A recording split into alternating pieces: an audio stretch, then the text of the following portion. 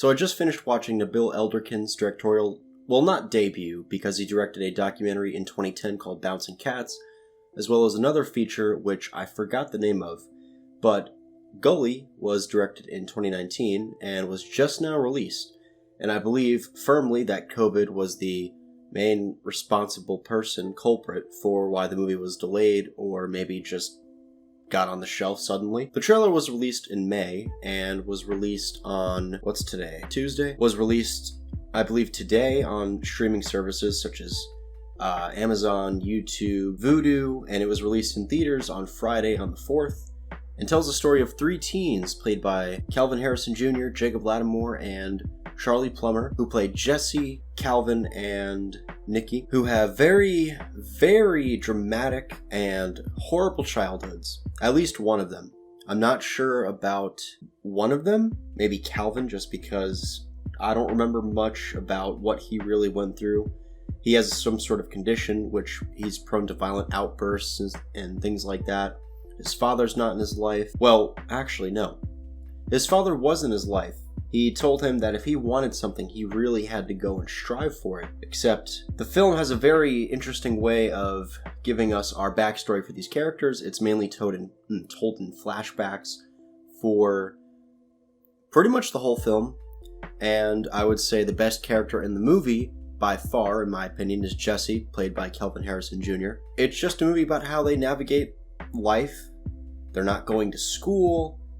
They are, in some ways, kind of held prisoner in their own homes, if that makes sense, without getting into spoilers, because if I spoil it, then it's gonna sort of ruin what the movie's message is about, which, in my opinion, was about being comfortable in your own body, having your own voice, and I think, obviously a strong one, is not to partake in any drugs and violent activities, because boy, there are quite a few instances in this movie where that happens. The film's score is a little bit disappointing in the sense that I didn't really remember most of the songs, and keep in mind that I just finished watching it maybe 20 minutes ago.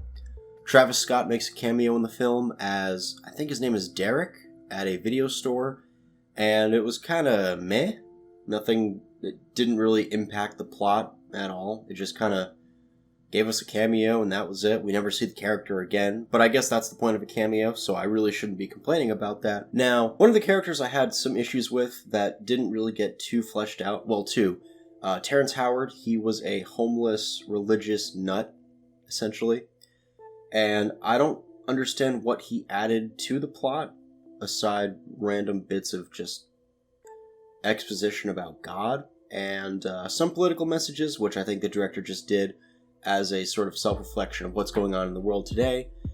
But I think one of the major gripes I had with this was Jonathan Majors, that's his name. I'm looking on IMDb, so that's just my cheat sheet. He plays a guy named Greg, who is a former gang member who went to prison, and when we first see him, he goes to get a job, but he needs 2 forms of ID, and he tries to right his wrongs. He literally carries around a lawnmower. He lives with his mother, and that's pretty much all we know.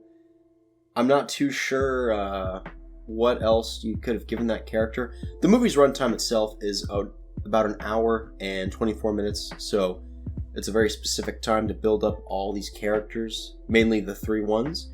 We see how Jesse, he's literally silent throughout the whole film, and he's able to emote so well just by not saying anything, which I love that Calvin Harrison Jr. can do. That's, it's amazing.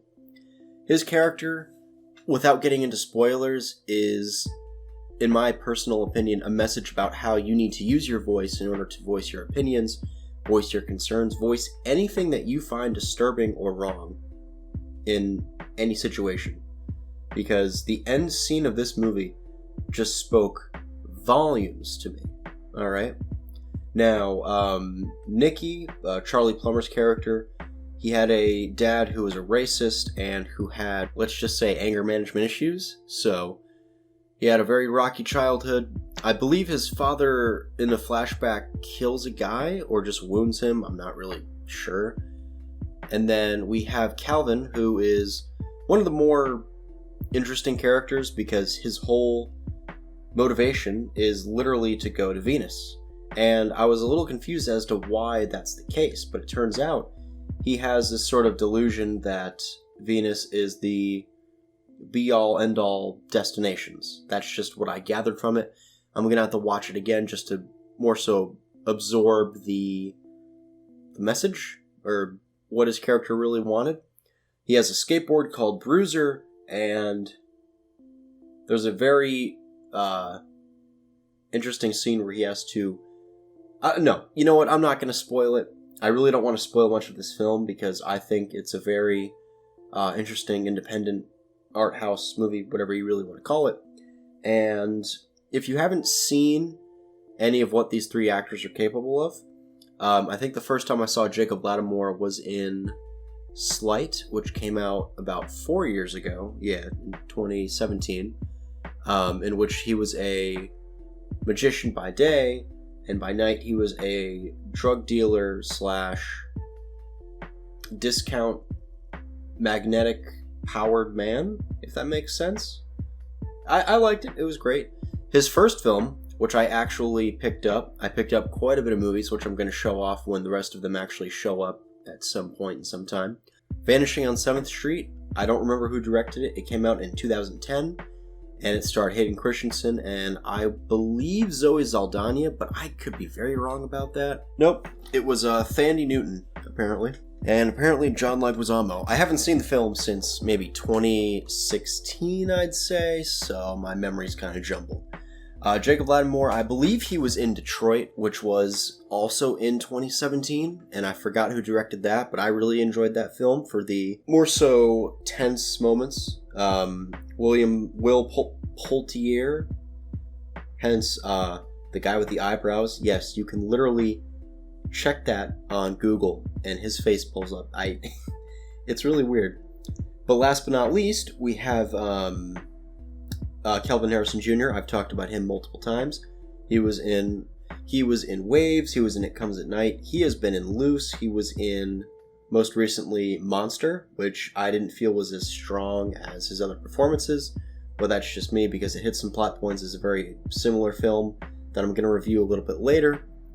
And this film, if you're a fan of violent and drug-induced movies, because there's a lot of drugs, a lot of violence, I'd recommend it. If you're a fan of wanting to find yourself in a world that's full of crime, full of poverty, full of people doing right and wrong, I'd recommend it.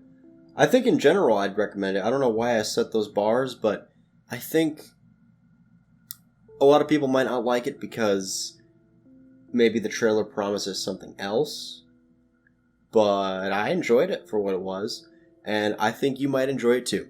So go ahead, do yourself a favor, watch Gully. I know it's in theaters, like I said, it's on streaming services, and yeah, I'm going to review probably something else, probably one of the movies that I get. I think I'm getting one Wednesday or Thursday or something, so yeah. Anyways, I bought a fridge. Yeah.